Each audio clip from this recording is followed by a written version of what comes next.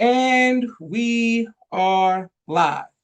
I want to thank everyone for tuning in to a very special edition of Off the Record on the People's Podcast this evening. We have a magnificent guest with us tonight, one who is going to give us some amazing information as well as inspiration, and that is none other than an activist, a family man, a scholar of the Holy Quran, the Bible, and the teachings of the Most Honorable Elijah Muhammad, a staple in the community, an activist, and someone who I look up to, and many other people look up to, who was always working with the youth and always uh, just being a good Samaritan and citizen to society. None other than Brother Elijah Shabazz. Assalamu alaikum, sir. Wa alaikum salam. Bismillah.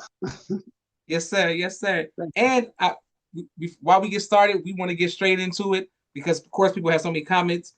But we want to know about the origin of how you got into the business and the culture. And can you just break it down from the beginning, sir?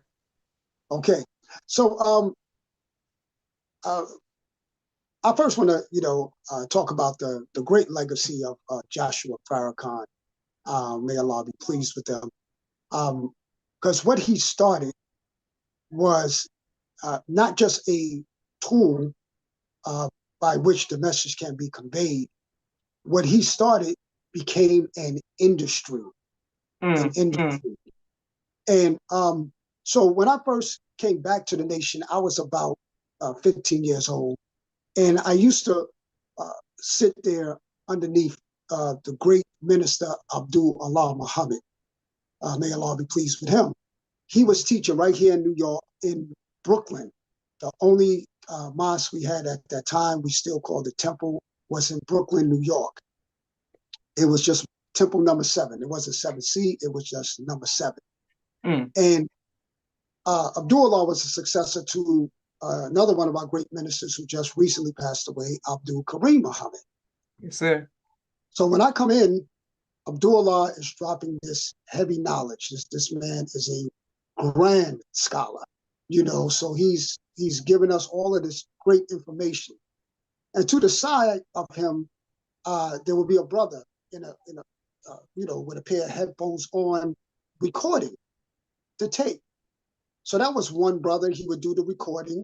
And then after the tape was finished, he would pass it to another brother who will be in the back with a 1+3 cassette duplicator.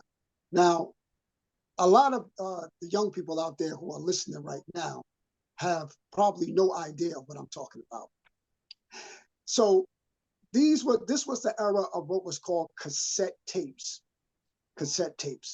And you will put one master cassette tape inside of this machine that had 3 other cassette slots. So one cassette will go into the master slot. In the other 3 slots, you would put blank cassettes.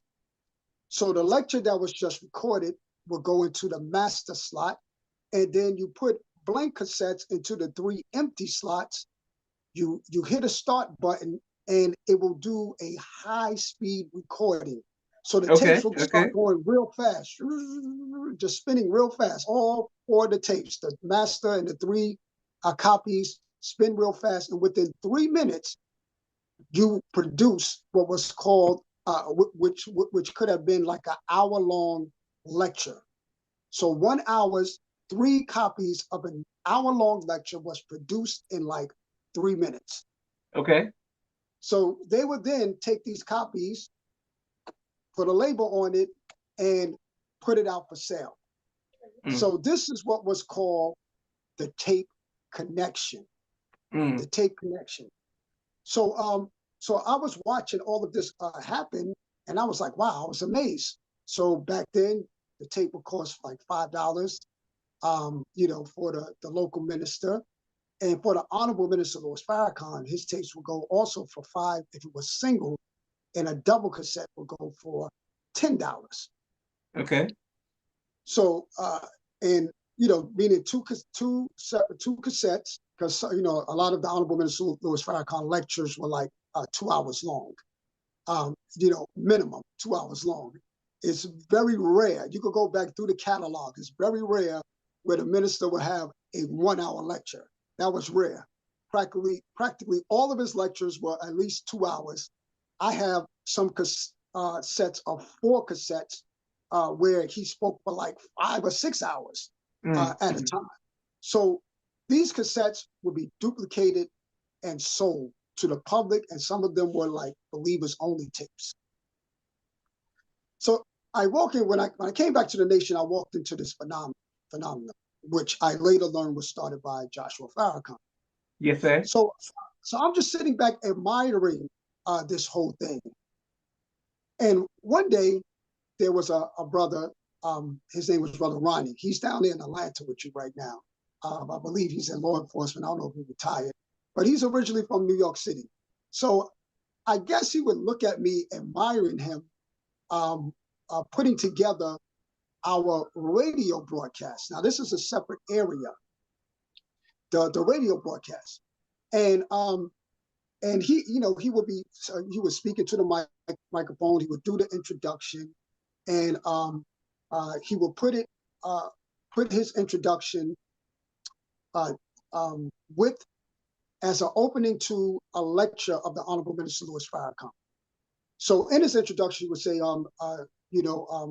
welcome to Muhammad Muslim 7 Radio, whatever name we use. And today's lecture by the Honorable Minister Louis Farrakhan is entitled "Let Us Make Man," and then the lecture will come on. So he would then take this recording, it will go to a radio station, and then it will go on the air. So all of this would be happening, and once the lecture went on the air, then the brother will do the outro and said, if you would like a copy of this tape, call this number. Okay. And we will get you a copy of the tape, or come by the mosque and you will get a copy of the tape. So by putting these portions of the minister's speeches on the air, it would then in turn sell the tapes. So one day he was producing the broadcast and he looked at me and he said, you want to do this? And I was shocked. I'm like, me? I was like only about 17, 18 years old at the time. And he was like, yes, you. Do you want to do this? Do you want to do this intro? Because I guess he wanted to move on to something else in his life. And he just said, here you go. Okay. This is what you say. And you record it. Now, and after you record it, we would combine it with the lecture, intro, outro, and then you take this to the radio station. So I was like, wow, I was like, I'm a teenager, and I was given this great responsibility of doing the opening comments, introduction for the Honorable Minister Louis Farrakhan on the air. And this was going on the radio every week. Now, the first radio station that I know of that we had the Honorable Minister Louis Farrakhan playing this lecture on was a radio station called WWRL, which is a Black-owned radio station in New York City. So we will record this intro, outro, and lecture on what is called a reel-to-reel. Now, I don't even know if you're familiar with a reel-to-reel, Brother Joshua. So this is before the cassette tape. Okay. Now, the reel-to-reel was a big, giant tape. It was the same type of tape as a cassette tape, but it would be on a big wheel, and there would be 2 wheels, and it would go on this big box machine, and you would attach the 2 wheels to the machine and press play. So this was the best quality audio at the time. So all of our recordings, we had to transfer from a small cassette tape into this big reel-to-reel. Now, this is like a dinosaur media right now, because now you have social media, you just go to your phone and record audio, video. It's so easy now. But this is what we had to do in order to get the Honorable Minister Louis Farrakhan's voice on the air. Okay. And it wasn't free. We had to pay, I think, if I remember correctly, like maybe $1,600 a month, to put the minister's lectures on the air. However, that money came from the sales of the cassette tapes. So again, this little tape connection that Joshua Farrakhan started, turned into an industry that fed and fueled the Nation of Islam's main source of media at that time, which were the airwaves. At that time, the Final Call newspaper, which is another form of media, the printed media, was only, I think we would only get like 200 papers, 300 or 500 papers in the city at that time, maybe 1,000. And it would the Final Call would only come out like once a month, I think, at that time. So that was not our main source of media. Okay. Our main source of media at that time was the radio broadcasts and the cassette tapes. The radio broadcasts and the cassette tapes. So as the customer base for the tapes began to grow, because we would announce on the radio where to get the tapes and how to call us to receive the tapes. So people would come to our location, the mosque, and pick up the tapes. But then it began to grow so much that we had to open up a storefront. And those storefronts were called tape connections. So here in New York City alone, at the height of our tape connection, well, first, let me not go to the height. Let me walk you through it. So at first you have this brother, I want to shout him out, Brother Leon X Jeffrey. So Brother Leon used to have a table on 125th Street with the minister's cassettes on it. So and this is how we would get the word out. We just stand, the brother would stand on the street corner with the table and the cassettes. One day I'm walking by, I see Brother Leon out there. And then his personal business grew, and he was able to get a spot in a mall, which is still empty, but standing on 125th Street in Harlem to this day. It is called Mart 125. Okay. Mart 125. So Brother Leon had a space inside of this black mall called Mart 125 on 125th Street, and he would duplicate the tapes and sell it to people. So when he saw my interest in this form of media and selling these tapes, he hired me. So I was working for Brother Leon after school. I was still in high school at the time, Brother Joshua. So after school, I would leave the Bronx, come down to Harlem, and work at Mart 125. And this is where I met a brother who's well known right now at the time, Professor Griff from Public Enemy. He was known as Brother Richard. He's a registered FOI. Yes, sir. So he would try and get the tapes from Brother Leon, and those tapes will later wind up on Public Enemy's albums.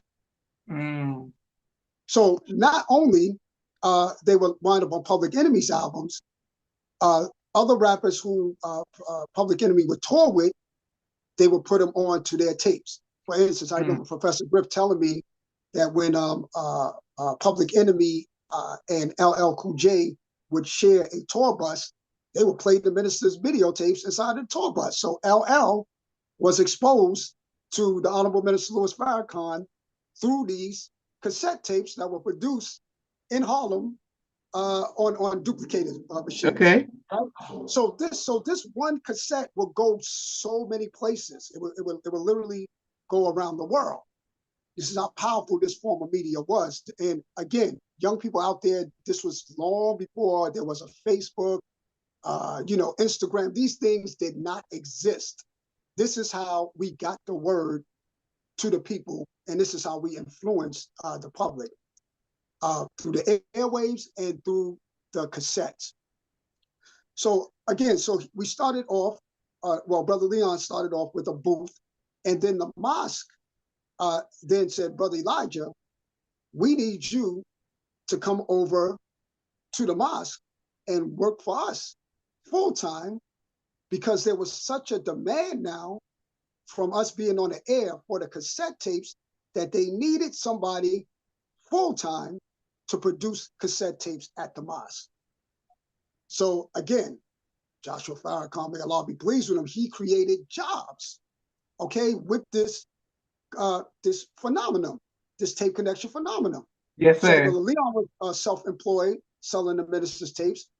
I'm now employed at the mosque, producing the tapes. It got to the point where there was a position created from the work that I was doing. So what do I mean by that? I was recording the intro and outro to the cassette tapes of the lectures of Honorable Minister Farrakhan. I would take them to the air.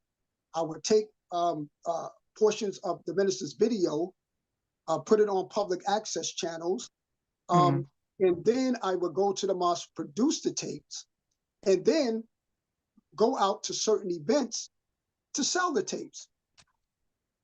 But the man was so great that student minister James, he's down there in Tampa, Florida. He does a show as well, a podcast Okay. with Brother Dimitri. But Brother James, when he was in New York City, he's originally from New York City, he used to get store accounts for the tapes. So he would come to me, give me an order for some store accounts in Brooklyn, a newsstand, and another shop. I would produce like 100 cassettes for him, and he would get a percentage off of the sales for distributing the tapes to these store accounts, and that's how he made money.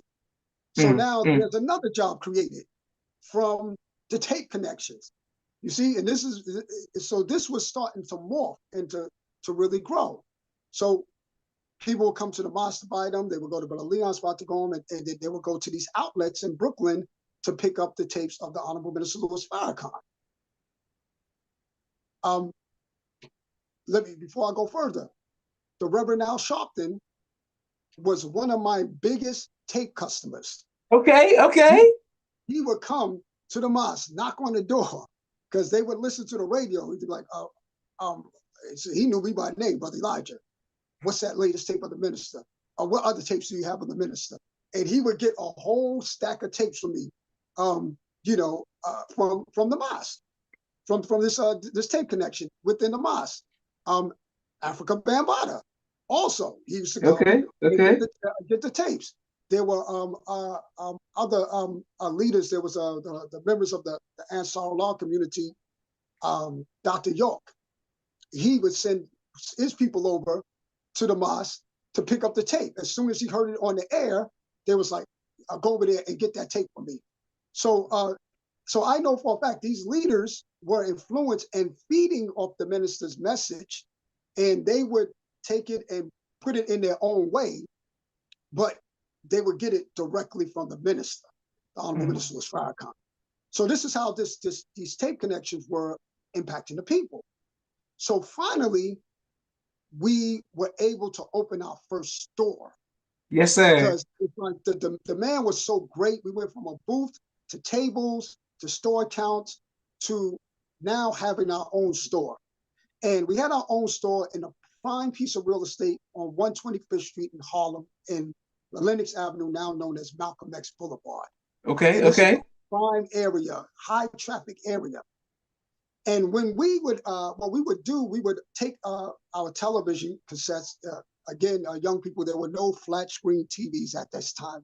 This did not exist. Okay, we would have these big, boxes, television, big, huge boxes that we would mount on a stand and put it towards the window, and then we would take a wire with a speaker to feed the sound outside the door. And when we would do that, every day, Brother Joshua, every single day, there will be a crowd outside of our tape connection.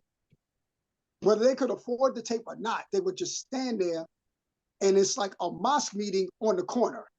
This was like a very powerful impact to the community. So people would just be walking by. Some people would be driving by. They'll pull over in their car, get out, and listen to the Honorable Minister Louis Farrakhan.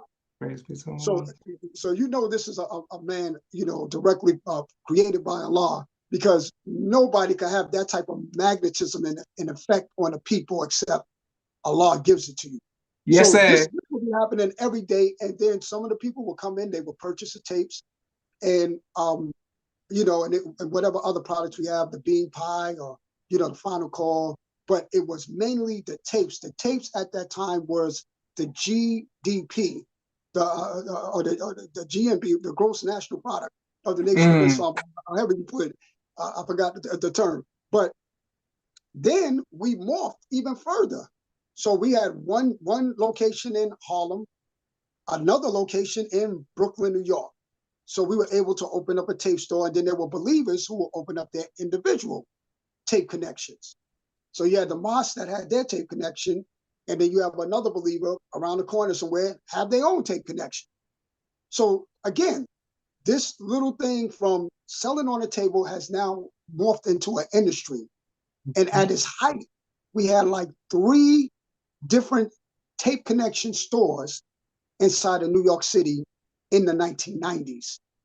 And this would be like the driving economy of Mosque number 7.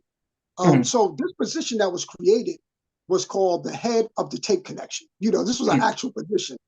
And my duties were to record the tapes, all the lectures that would take place in the mosque. And anytime the Honorable Minister Louis Farrakhan came over to the East Coast, I would, if Chicago wasn't there to record them, I would record them. And quite a few of the masters inside of the Final Call building, I recorded them myself. And, and I would turn them over to your dad. Your dad was a Supreme Captain at the time. So he would be with the minister, and I would give the master over to him. And then he would take it over to Chicago and put it with the masters in the Final Call building. And then from there, they would duplicate it, and it'll be available to the rest of the nation. That is an industry. So, and I also will record the video. So this head of the tape connection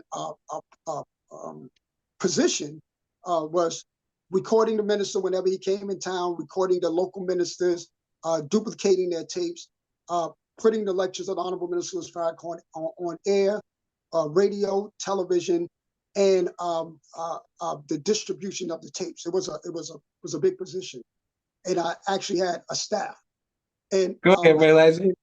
And if anything went wrong, we would have staff meetings. So the laborers and the staff, if somebody complained about a tape, they would have me on the chopping block, like, Brother Elijah, we got complaints about, you sell people a blank tape or whatever, or the tape quality was bad. And it would be a big thing, because it's like, what you do affects the whole economy of the mosque. So you got to make sure you get this tape connection thing right. So with that industry, we have impacted so many people on so many levels. So what inspired this interview was the post that I put up, which was, one day when I was bending the minister's tapes, our great brother who just recently passed away, Brother Malcolm Jamal Warner. And I was standing outside in Brooklyn with the bending table, selling the tapes of the Honorable Minister Louis Farrakhan. And I seen him come walking down the street, and I recognized him, from the Cosby Show. And me and him are the same age. So I'm talking to one of my peers, but he's, of course, very, very famous. So I strike up a conversation with him. We had a great conversation, and I passed him this very, very special tape to me. It was a tape that I felt that he needed to have. And this tape was a lecture that the Honorable Minister Louis Farrakhan delivered at Howard University.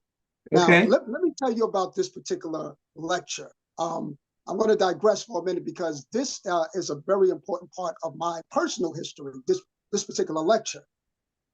So back in that era, Brother Joshua, the FOI from New York City, whenever the Honorable Minister Louis Farrakhan would go speak someplace, we would mount up in vehicles. It would be like the Tabuk expedition of the Prophet Muhammad, peace be upon him. It's like we would all mount up in vehicles, and head over to wherever the minister was speaking on the East Coast.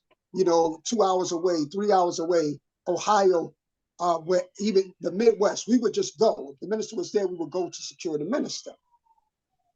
And me, I would go with my recording apparatus to record in case Chicago wasn't there. So we always had backup.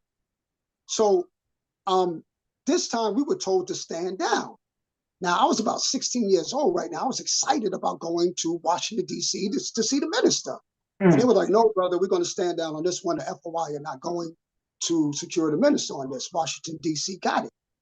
And I was like, man, but I want to go see the minister. So this was the first time in my life that I traveled out of town by myself. I was still in high school, 16 years old. I got on a Peter Pan bus and went to Washington, D.C. by myself. I somehow caught a cab and made my way to Howard University. So I get there, and it was a brother lieutenant on post. He asked me, are you FOI? And I'm like, yes, I'm FOI. I have my pen and everything. So the way they would test that you were a real FOI and not a phony, they were actually your general orders. He was like, General number 4. And for some reason, I froze. I knew General number 4, but I just froze, because I was just nervous that I was being questioned. I just thought I could walk inside there. And he was like, he said, brother, just go sit down. Now, I had my camera, and he was like, you can't bring your camera in. I was like, man, I can't bring my camera in. I had what was called a 110 camera. These are old cameras. I don't even think they exist anymore, brother. Little flat cameras. So I went outside, and I just hid it under a car, and I came back. And he said, just go inside and have a seat. Now, Brother Eric was there. Now, Brother Eric Toure Muhammad. I'm sure, I don't know if you're familiar with Brother Eric Toure Muhammad. But Brother Eric Toure Muhammad was on security there. He was also from New York at the time. So he sees me walk in. He was like, Brother Elijah, what are you doing here? He said, who did you come with? And I said, I came here by myself. He said, you came from New York by yourself? He said, here's what I'm going to do for you. He took me and sat me right on the stage with the rest of the youth that was on stage to hear the Honorable Minister Louis Farrakhan. Brother, I was blown away. I was blown away. Here I am, 16 years old. I was not expecting this. I'm sitting on stage with all of these youth leaders. Yes, sir. And that audience was Abdul Haq, who started University Records, who signed Drew Hill. Brother Abdul Haq. He was known as True Islam at that time. Not Dr. Wesley, but a different brother, Abdul Haq, True Islam. And also in that audience was Sister Soldier. Also in that audience was P. Diddy. Yes, P. Diddy was in that audience. Okay.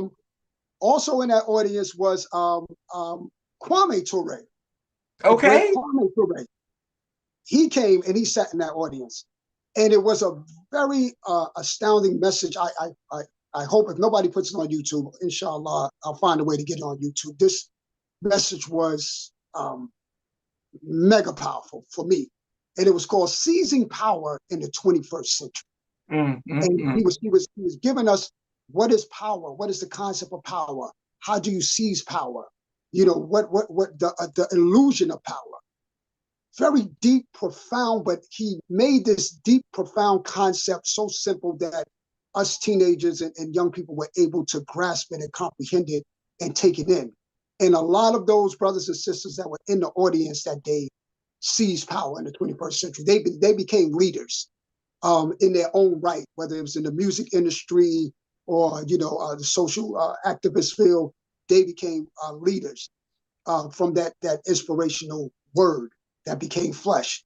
Yes, so sir. That message, I said, out of all those tapes I had on the table when I met Malcolm Jamal Warner, I said, you have to have this tape right here.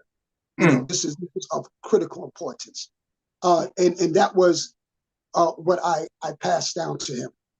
So again, I just wanted to share that aspect in tribute to our late brother, may Allah be pleased, Joshua Farrakhan.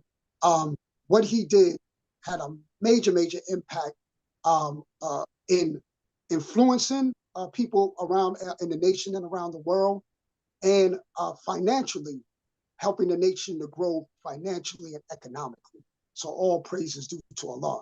And when you think of the influence internationally, I remember the Honorable Minister Farrakhan telling a story about the Gambia, how there were some young brothers in their 20s who were inspired by the tapes of the Honorable Minister Louis Farrakhan, and they overthrew the government at the time, the British-led government, and they became the leaders in the Gambia. And they loved the minister so much that the minister built a mosque in the Gambia. He paid, I think, only $10,000 at that time, which was a lot of money in Africa, is a lot of money in Africa. And he commissioned a brother from right here in New York City, Brother Munir Muhammad, to be the architect. And he built the Alex Haley Mosque in the Gambia, which is still there to this day. But that opportunity was gained through the influence that came from the cassette tapes. You had, in 1994, we had the Saviors Day Convention in Ghana, West Africa.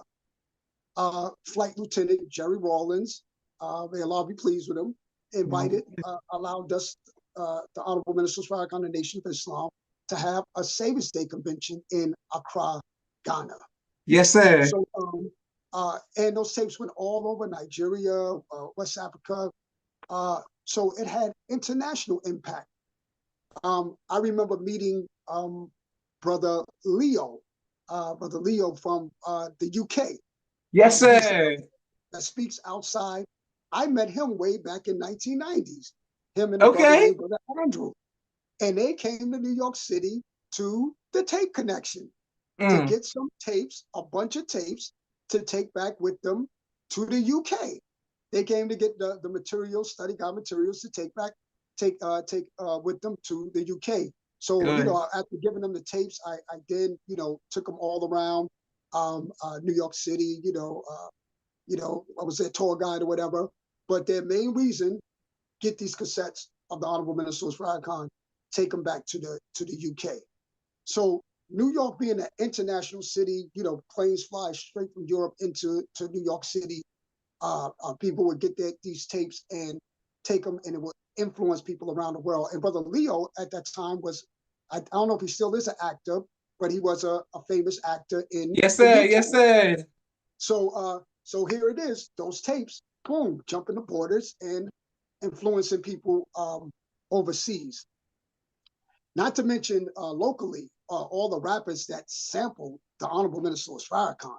Wow, that was like the main thing back in the late 80s and 90s.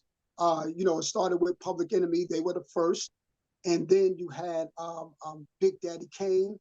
And, Big Daddy Kane wasn't really a conscious rapper at that time. He was just a fly rapper, Yes, sir. When yes, he threw sir. the minister on one of his tapes, people were like, wow, what is that? Who is that?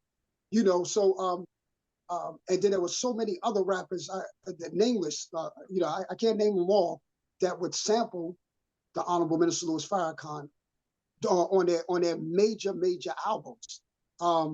Ice Cube, Ice Cube, he came into consciousness, and he would sample the minister, and he would espouse the teachings of the Honorable Elijah Muhammad on his album Death Certificate. Yes, sir. And the albums after that. And what's interesting, let me tell you a personal story. I digress. Let me tell you a personal story, and this has to do with Joshua Farrakhan as well.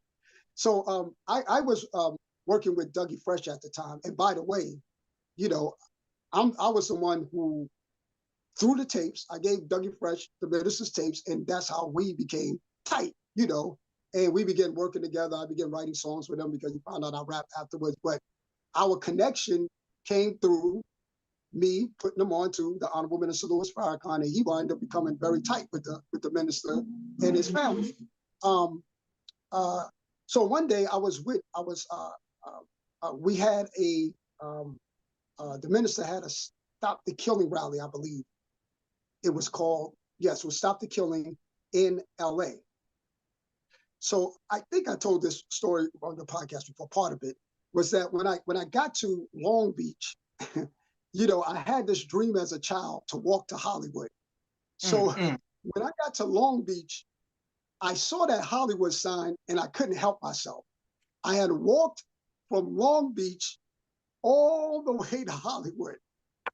And Dougie Fresh did not had known that I had left the hotel room and just started walking towards Hollywood. Because, in my mind, it didn't look like it was going to take too long, but it took maybe a couple hours for me to walk all the way from Long Beach to Hollywood. So I finally called the hotel, and Doug was like, "Brother Elijah, where are you?" And I'm like, "I'm in Hollywood." He said, "Hollywood?" So what are you doing in Hollywood? I said, "I walked." He said, "You walked?" He was like, he just gave the phone to Joshua. Joshua Farrakhan came to pick us up, to take us to Compton, because the minister was meeting with Ice Cube and a few other rappers about rap beats at that time. I was supposed to be in that meeting, but I had to fulfill my dream of walking to get to Hollywood. So Joshua Farrakhan gets on the phone with me, and he was like, "Brother Elijah, we can't come get you. You are out of pocket." That was the first time I ever heard that term, out of pocket. He's like, "Brother, you are way out there. We cannot come get you." He said, we'll see you tomorrow. So he took Dougie Fresh over to the meeting, and that meeting was very historic, when Honorable Minister Louis Farrakhan met with the rappers in Compton, California. But then the next day, he had a rally at a stadium out there in Cali. So this was a blood and Crip, peace rally. Now, I'm from New York City. I'm not familiar with this, color stuff. So I come to the rally dressed in a bright red jumpsuit. Okay. I don't know any better. Well, on my bright red jumpsuit. We get this is before Bloods and Crips came to New York. I don't know nothing about this stuff. So I'm walking through the arena, and this is supposed to be a Blood and Crip peace rally. You're not supposed to wear any colors. Here I come, and Brother Joshua, it seemed like the whole audience turned and looked at me when I came walking down the aisle with this bright red jumpsuit. But what saved me is that on the back of the bright red jumpsuit, I had a big star and crescent that said the Nation of Islam. And on the front, I had a star and crescent that said the Nation of Islam. I said, "Oh, he's representing the Nation of Islam." But people still were looking at me funny because it was a red jumpsuit. So I went walking through there. Now, that rally is historic. I later learned that it was at that rally, to talk about the influence of the Nation of Islam, that it was at that rally that Ice Cube met John Singleton. They met at that rally, and later on, they made the movie Boys in the Hood. Yes, so sir. Filmmaker John Singleton, Ice Cube got together because of a rally that was put on by the Honorable Minister Louis Farrakhan in LA. So that's just another area where the influence of the Nation of Islam, through the cassettes, through our form of media, getting the Honorable Minister Louis Farrakhan on the radio, promoting these rallies, these Stop the Killing rallies, and it impacted so many people on so many levels. All praises due to Allah. All praises due to Allah. Yes, sir. We got so many comments, and thank you everybody who's watching. Thank you, Ray Light, for breaking it down for us. John Singleton's like my favorite Black director of all time, and shout out to Ice Cube. You see, I got a death certificate behind me. That's incredible. Yes. And some people are showing love. Walaikum salam, Sister Miriam. Brother King Simon presents. KSP TV Media says my brother Elijah Shabazz from Brother Simon. He said he was on WWRL with Bob Law. Bob Law was his boss. Shout out to Bob Law. I've had the honor of interviewing him on the People's Podcast. So shout out to him. Okay, yes, sir. Yes, sir. Yes, sir. And he said he used to work at the tape store on 125th with Malcolm X Boulevard. Brother Daniel E. Walaikum salam. Walaikum salam, Sister Naima. Peace to the gods. Thank you, everybody saying peace to the gods. Thank you, Facts. Bears witness, the audio and video. Honorable Minister Louis Farrakhan. Brother Marshall says all praises to Allah, the person of Master Farah Muhammad. Thank you, Brother Marshall, for showing love. Brother Houston Bird, hey, bro, Houston, thank you. MKS, always showing love. George Johnson, thank you, brother. Loving the history. Thank you, Sister Naima. And thank you, King Simon. Man, this is great. So we went from the east to the west. Shout out to Brother Joshua Farrakhan, Brother Elijah for breaking this down. Yes, sir. Okay, I want to go back to the Steele story. Okay. So You give him the tape, but did you ever get a follow up to see did he like the tape? Or like, let us know about Oh, that. yes, I did. And it was amazing. It was like Allah put us on the same path that day, and then he put us on the same path another day. And it's like Allah wanted to show me or give me a confirmation that I had delivered the message. It's like I remember the Honorable Minister Farrakhan says that every brother that goes out there with the final call is a little messenger. We're a messenger of the messenger. Yes, So, sir. and the job of the messenger is to deliver the message. So I gave him that tape, and then about a year or two later, it was some function. I can't remember. I've been to so many music industry functions and stuff. I don't remember which one, but it was somewhere in Manhattan, and Lower Manhattan. I ran into him and I said, "I'm the brother who gave you the tape." He remembered me. He said, "Oh yes, I remember you said, that tape was great. It was awesome. It was fantastic." And what's so interesting is that just this morning, I was listening to one of his poems, and what he was saying in those poems, like describing the plight of the black man in America and the racist oppression that we experience, I couldn't help but to think of the Farrakhan effect on that man's mind when he was dropping those very powerful lyrics on his in his poems. I call it the Farrakhan effect. And let me just say this about the Farrakhan effect. Go ahead and Um, teach. back in the day, during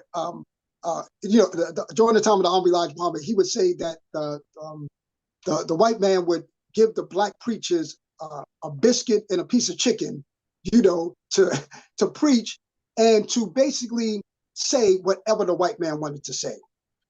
It was very easy to find a so-called Negro and give that so-called Negro some money and use them against the rise of his own people. Yes, sir. But since the Million Man March, it is so hard to find a Negro descendant of slaves to sell out their own people that they now have to outsource their Negroes. Now, what do I mean by outsource? You know, you ever called a company for customer service and some Indian in India answers the phone? Yes, That is sir. called outsourcing. This is not, these people are not even in America. They're in another country handling the customer service for the people. So what they realize is that they cannot use our people against their own people like they used to. And in fact, they are so afraid that they have to grab somebody from another country, fill their head with poison against us, and use them against us. So it's a black man up there, but he's not a descendant of slaves. He's not from here. He's not a part of the struggle. He probably was never impacted by the Honorable Minister Farrakhan. So it's like, okay, he's a good candidate. Because it got so high, the Farrakhan effect is so impactful. I was reading Condoleezza Rice's book about her father, and I read something very amazing in a book. I was not expecting this. Now, Condoleezza Rice was the Secretary of State Yes, under sir. George Bush. So I'm reading her book, and she says in her book that she was never taught to hate Farrakhan. And I'm blown away. Because this woman is in one of the highest levels of power, and she says, I was never taught to hate Farrakhan. Practically every person, Clarence Thomas or all those other Negroes, they had to condemn the minister in order to get into power, including Obama. Had to Including Obama. condemn Yes, the sir. minister in order to get into power. So here it is, a black woman, descendant of slaves. She's like, I was never taught to hate Farrakhan. So that for me says, oh, they can't use the black man from America no more. Yes, Now they got to sir. outsource. So when you look at what recently happened with Mayor Adams, here in New York City, Yes, they sir. prosecute him. This is typical of the white power structure, the federal government. When anytime black mayors are starting to build a black power structure in their cities, they find a way to tear them down. They bring up some trumped up charges to tear them down. So they just recently did that with Eric Adams. and they used one of our brothers from the Caribbean to work against Eric Adams. That's a sign. They have to outsource. You know, um, when you look at what happened with P. Diddy, for instance, he beat the charges, but you have in a guy of Indian origin who's of the same tribe as Kamala Harris. You see, they have to outsource. They make him the judge. Joe Biden, makes this Indian descendant a judge, and boom, use him to prosecute the black man from America. Because before they were able to use us, but now they can't even do that no more because of I see what you did there. The Farrakhan effect. The Farrakhan effect. So, beautiful. You teaching, Bray Elijah, praise be to Allah. People are showing love. Walk to Long Beach. Thank you. Okay. And people are just bear witness to this, Brother Elijah. We got so many more questions. Thank you all, everybody who's watching. We have a brief 60-second commercial break for every sponsor of the People's Podcast. We are grateful for every like, share, and subscription to the People's Podcast. Thank you for every super chat as well as every anonymous cash app. 1 second.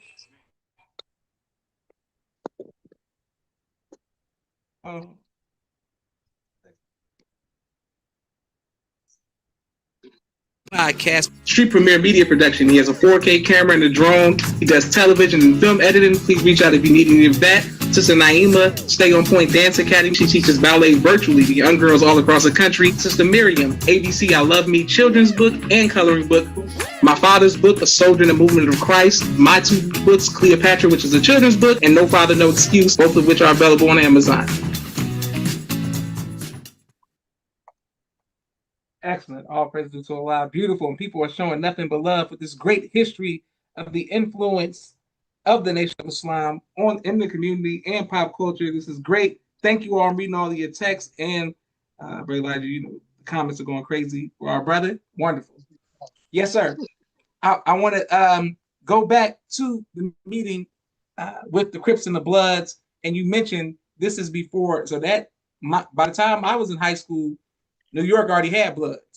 You know what I'm saying? I was already bleeding, so it was a different time period. What was it like for you being in New York, having a strong Nation of Islam influence, 5%? New York is there's consciousness in New York, but then there's an influx of gang culture. How you witnessed the before, after, and present. How was that? Okay, it's very, very deep. How this thing comes about. It's the road to hell paved with good intentions. So I was blessed to meet one of the founders of the Blood Gang. He's not the founder, but one of the founders, Brother T. Rogers. Okay, okay. Yeah, but he came to speak in New York City, and I was on the dais with Brother Ben Chavis and others at this particular rally where T. Rogers came. So T. Rogers was telling his story. And while he was telling his story, he mentioned how he started off in Chicago with the El Rookins. Yes, sir. Yes, sir. And what I learned is that when they said in the Blood thing that they were riding at 5, they would talk about the 5 principles of Islam. Yes, sir. Yes, sir. Yes, sir. So he took it over to the West Coast to start a community organization to uplift the community. Because back in the 70s, we were all used this term Blood, and we would say, what's up, Blood? This was like a common, we would say yes, that. Sir, it wasn't a gang term. It was just, we're flesh of each other's flesh and blood of each other's blood. So this is the original intent. He originally intended something positive. But because there was so much gang banging on the West Coast that when he brought it over there, it morphed into another gang, because, people started joining with him. They're like, oh, y'all are standing strong against the police. Y'all standing strong against the gang. We want to join on to you, but their intentions were different. So it just wound up becoming something else. The same thing with the Bloods, from what I was told, on the East Coast. It started in the jails, and there were a lot of, there were Muslims in the jail, and the Muslims in the prisons, they will only look out for other Muslims. But then there was the 5% nation who was in the jail. Okay. So they wanted to form something where they all look out for Black people in general. So this started off as something positive. So this is the five. You see, 5%. Yes, sir. Yes, sir. Yes, sir. Yes, sir. Yes, sir. So and so they wanted to start something positive. And again, when you have other mindsets and other elements joined onto it, it becomes something else. When I used to teach at the youth house in Newark, New Jersey, where the young brothers are locked up inside these youth prisons in Newark, and I would go in there and teach to them, and a lot of those members of the Bloods and Crips in Newark, they're children of the First Resurrection Nation of Islam. Mm. So they're coming to me. So like, oh, is it okay for I be a Blood and a Muslim, a Crip and a Muslim? I can't answer that for you. But most of them were children of the nation, because when the nation dissolved or transitioned into Sunni Islam, there was no junior FOI. Yes, sir. So they had no militant organization or militant aspect of their Islam to join on to. So they wind up joining these street gangs. So this culture, yes, it began to flourish on the East Coast, and it's still here to this day. But once again, it's the road to hell paved with good intentions. It started off as something originally for something good, and it wound up becoming something else. The same way with well, that's a West Coast history. I don't want to get into that, but yeah. So we witnessed that, and at first it was really crazy. There was a lot of slashings going on the East Coast, but that has died down. There seems to be a level of consciousness coming among our people on the street, regardless of their gang sets, and we just have to keep working to give our people the true knowledge of themselves. Because without the knowledge of themselves, they are going to identify as something. If you don't know who you are, you're looking for an identity, you're going to identify with something. And if a Blood said, Crip said, takes you in and as family and as a brother and gives you protection and looks out for you, you're going to join on to that and you're going to identify as that. So we just have to continue to do our work to give our people their proper identity, which is the knowledge of self.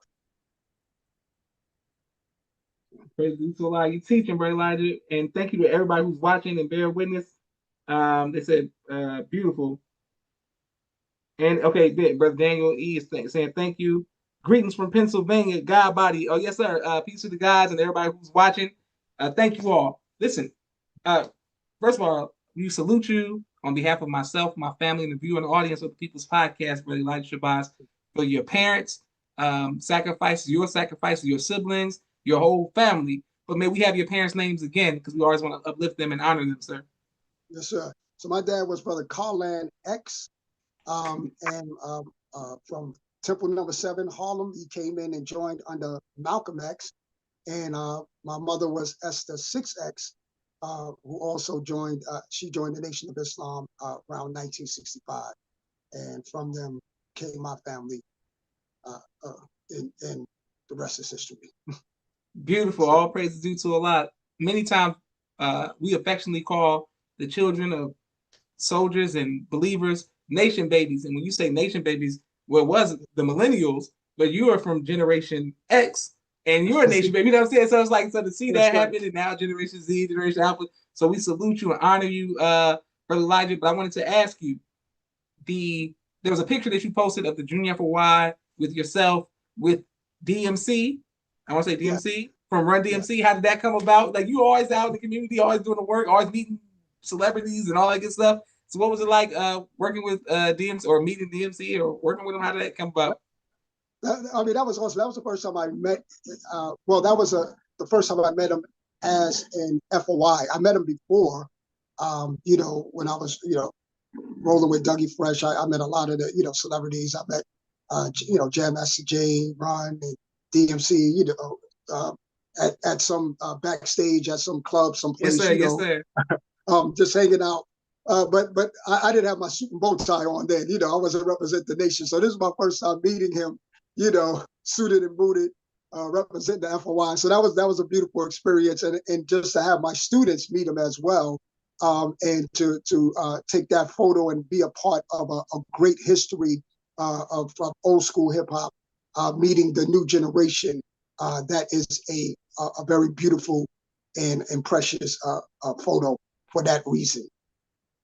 Beautiful. All praises to Allah. Yes, sir. And when I see you all at that park and they always see you celebrity, oh, Dapper Dan, other people Yeah, why is it the same location or you just out and you just meet all these people? I'm just out in the community. I run into so many people, just being out there soldiering. I mean, I get out there, I try to get out there, brother, every single day, even if it's for a couple of hours. I get out there with the Final Call newspaper and, and just interact with the people. And while I'm out there, I run into, Allah, put it like this, Allah puts us on the same path.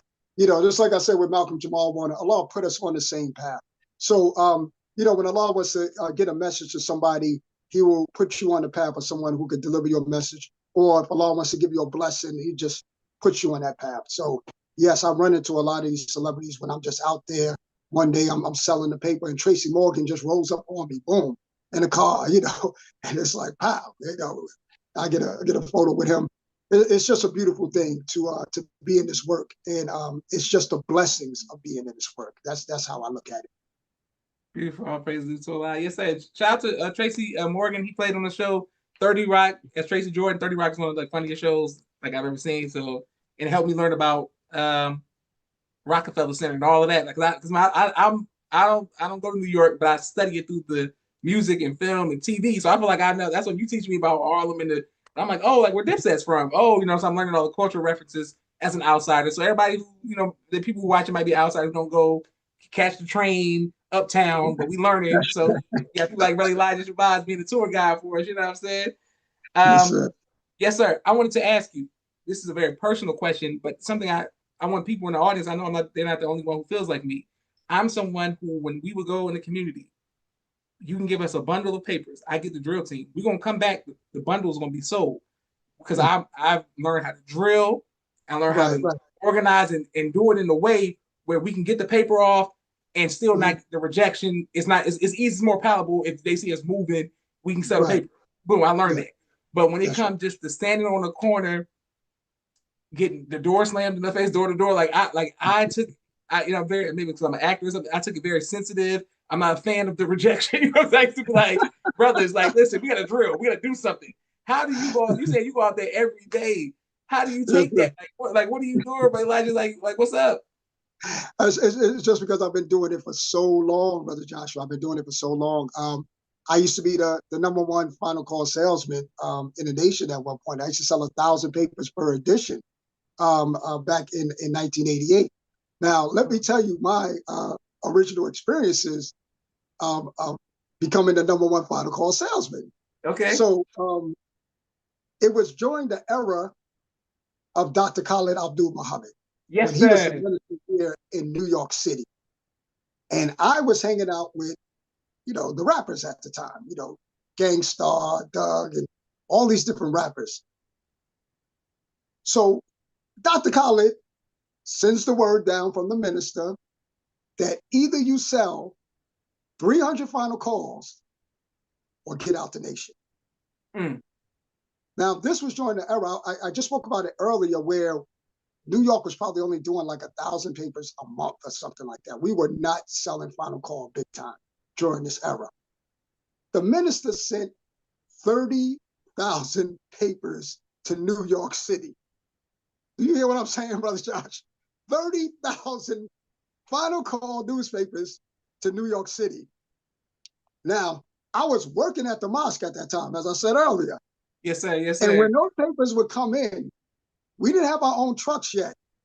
So they would be delivered UPS. And our mosque was on the third floor at the National Black Theater on Fifth Avenue.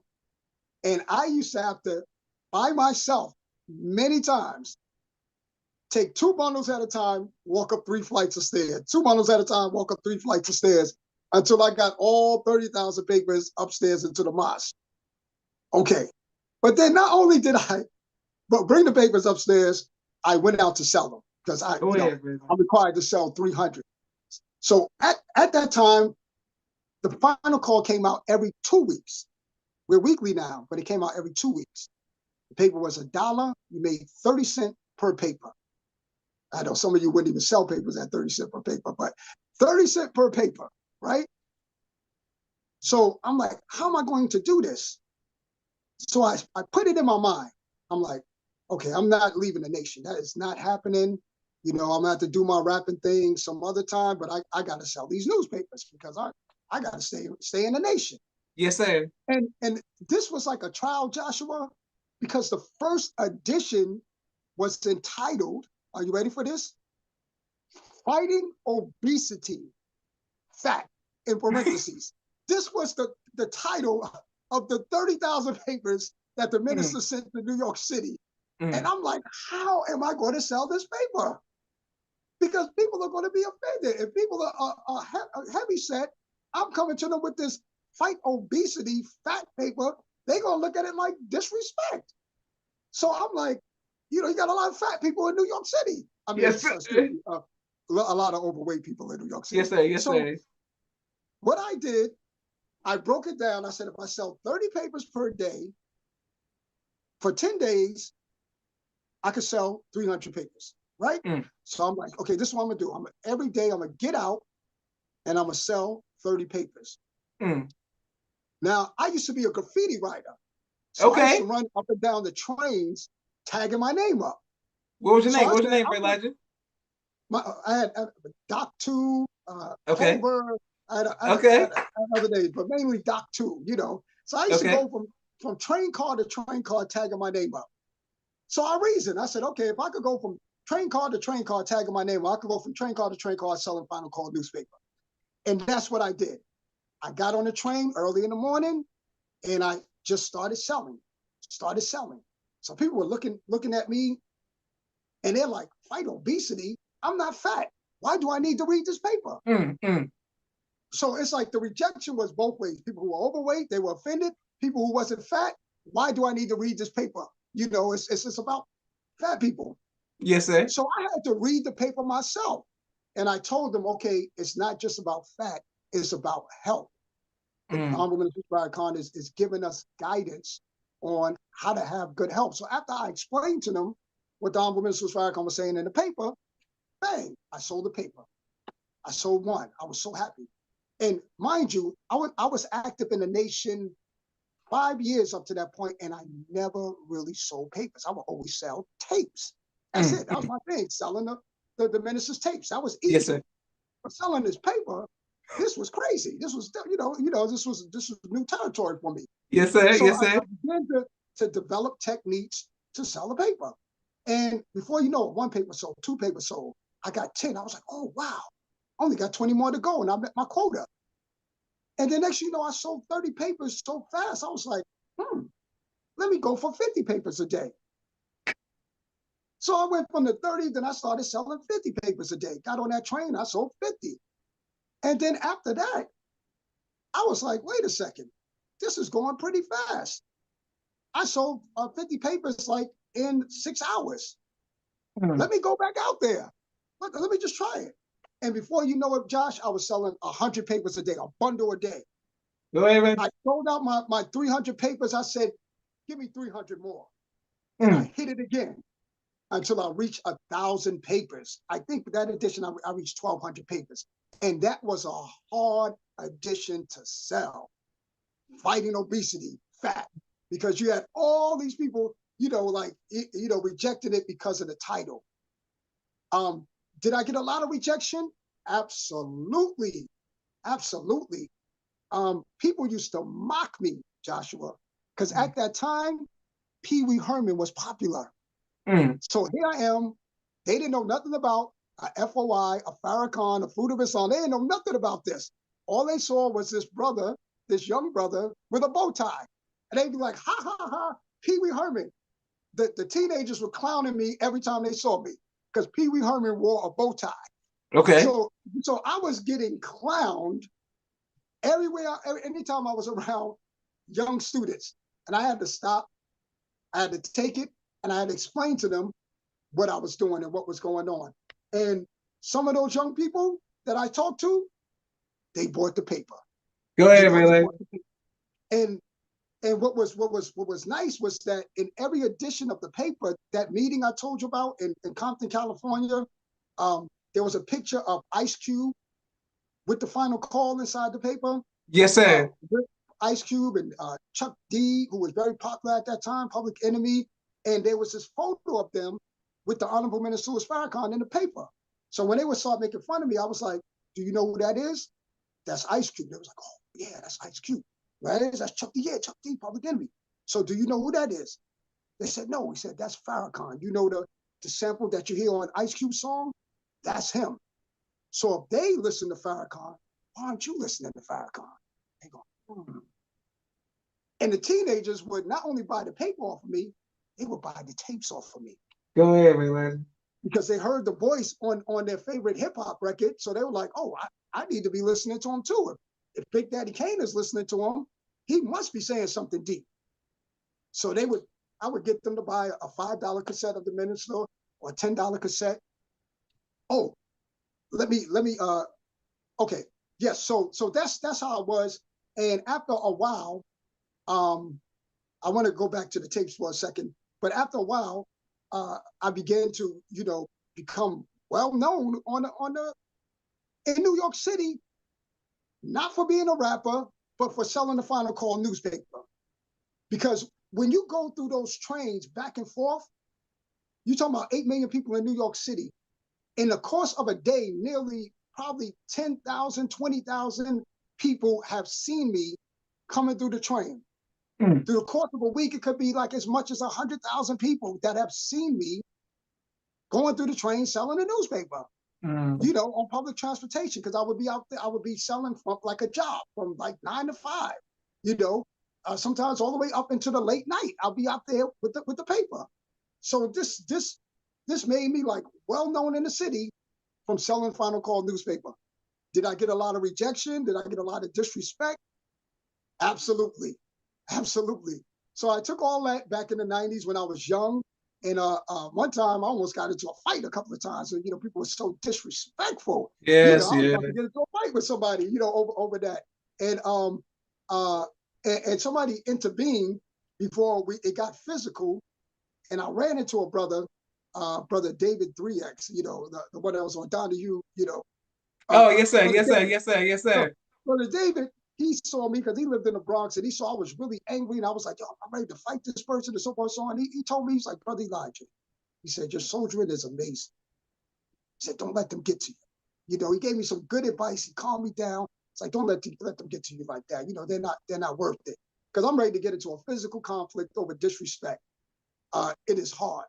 But after going through and taking all that disrespect today, it is nothing. People curse me out.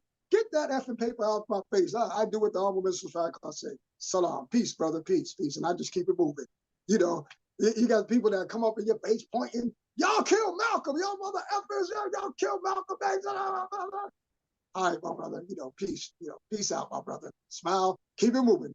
Next, because it's like, I've been through the trenches like for decades. So it's after a while, you just take it and take it and take it, and you become immune to it, so that's just a stage that you have to go through to get to. You have to go through it to get to it. So that's what it is. Crazy. So, we want to thank you, Brother Elijah, because I'm not at that stage yet. So I'm striving to be like my big brother, Brother Elijah, so I can learn how to take it and not engage. Because I'm not. I'm striving every day. I got some more work to do. Okay, Brother Elijah, you said you had to go back to the tape. You said you had to go back. You said you want to go back to the tape. I wanted to say this part about 125th Street. I think this was a major piece. The Madison Square Garden tape, 1985. That was such an amazing, amazing, amazing, amazing delivery of the divine message from the Honorable Minister Louis Farrakhan. Yes, sir.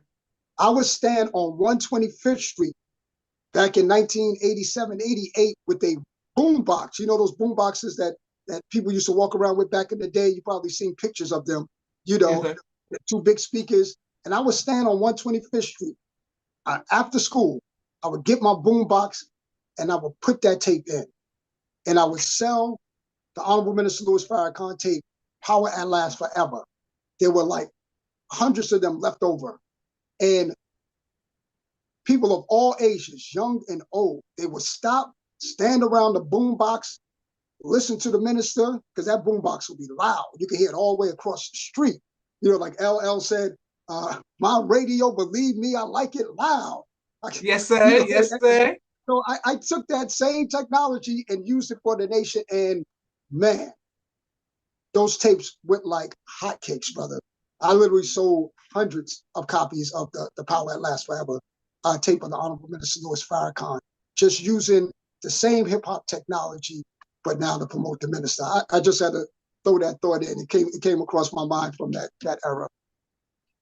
Beautiful. All praise due to Allah. And that's very important. I had the honor of interviewing Reverend Conrad Tiller, formerly of the minister of Mosque Number 7, and he spoke about how it was a FOI on a boombox on the bus, or I think it's bus or train that he got on, and he heard the word of the Honorable Minister Louis Farrakhan. So it's like we thank you all for everybody doing that. And I wanted to make sure I give you got to put you on a hot seat, Brother Elijah, because now this is a playlist. Is it possible perhaps maybe next month we get you back for a part 4 to come back on, because we got so many more questions we didn't get to touch tonight. Yes, sir. You can always have me back on, brother. I really, really enjoy talking to you. You know, I mean, for me, it's like, I know it's an interview, but for me, it's like I'm just kicking it with my brother. You know, yes, it's like sir, we're just sitting down, praise be to Allah. cracking Adams, having bean soup or whatever. It's like we're not eating, but that's how it is. It just feels like a great conversation with a family member. Beautiful. Praise be to Allah. That means a lot to me, my family, and the Viewing Artists People's Podcast, because we got to bring you back, because I want to go over Minister Kareem in New York, Minister Abdullah in New York, Minister Hafiz, of course, Reverend Conrad Tiller, Dr. Khalid Abdul Muhammad, everybody, the New York, and how you represented in your history. You got a story for everything. So I would really want to bring you back, inshallah. And thank you, everybody who's watching. Two quick questions. The School of Mecca in New York, I see people take pictures of 5%. Then you got Mosque Number 7. Then you got study groups and all. The unity of the conscious community in New York and throughout the East Coast. Is it something that we can look forward to? Is it something that's in the process? What are your thoughts on that? Yeah, well, there are always going to be forces of division. However, we have been united with these various sectors of our people. We shared the float in the Juneteenth parade with the 5% Nation a couple of years ago. And then the year after that, we shared the float with the Imams community, Imam Waruddin Muhammad's community. So these different branches, because these are all branches of the Nation of Islam, whether they went into Orthodox Islam or whether they're in the 5% Nation, these are all branches of the Nation of Islam. So we have to be one. We are really one family anyway. And we just have to keep building and work out what I call theological differences, because that's all it is. It's just a theological difference. President Tula, Ray Elijah, I want to thank you and make sure that you get credit for being a great ambassador of the teaching of Most Honorable Elijah Muhammad for your family, for somebody from New York. I'm from Navy. Like you talk about Chicago gangbanging, Junior FY, we gangbang against Mosque Number 7, Mosque 27, all of that. And Ray Elijah, you were always being a sound voice to us, a coach, a big brother, somebody who's always keeping the peace and like, man, y'all, it's just drill. It's not that serious. You know what I'm saying? We one family, and I appreciate that spirit. We appreciate that spirit. We thank a lot for you, sir. And it should, I'll give you a chance because you are a big brother. I don't want to put you in the seat now. But when you come back, is it possible? You keep mentioning this rapid. Can you give us a 16 next time you come back? You let us know something you did from back in the day or something. You got 16 waiting because I'm like, Ray Light, I didn't know you were rapping. I didn't know. So when you come back, can you give us 16? Can you give us 8? Can you give us something? When you come back, I know you got something. You just rapped LL Cool J. Like I know you got something back in the day. Is that possible? Oh man, I can send you a recording. I don't know if I still have it Okay, in me, okay. brother. Honest, but I can send you a recording. Listen, all right, well, give me a recording. That works too. That works too. Well, we want to let you Yes, know that we love you, brother Elijah. We love your sir. family. Thank a lot for you much, and thank a lot for the believers. And uh, man, thank a lot. Shout out to Sister Phyllis from New York, the New York City People's Podcast supporters, and people all around the world. But the guests from New York, y'all have been very kind to me and kind to us with giving us the history from the East Coast. So we got the South, the West, the Praise God, North, the brother. Midwest. So like you said, Miss Leo over London. We're spreading the teaching of Most High Elijah Muhammad by the grace of Allah every weekend. Thank you all very much. This is Joshua Leonard Muhammad signing off for the People's Podcast. Assalamu alaikum, sir. Wa alaikum salam. Yes, sir. Thank you all very Thank you. much. Thank you, Brother Elijah.